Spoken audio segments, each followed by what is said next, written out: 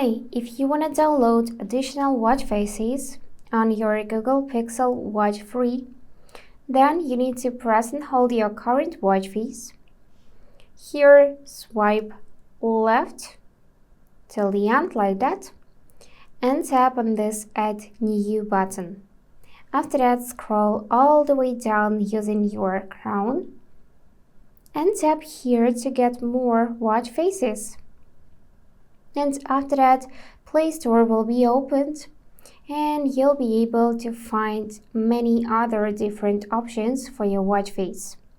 There are free options and non-free, so carefully look through this list, find watch face you want to install, tap this button Install, wait a few seconds, and after that it will be set as your current watch face. So I'm gonna press my crown to check this, and yep, here it is. So to uninstall, you can always swipe it up like that and tap on recycle bin. And that's all for today. If this video was helpful, please subscribe, like and comment. And I wish you all the best. Bye bye.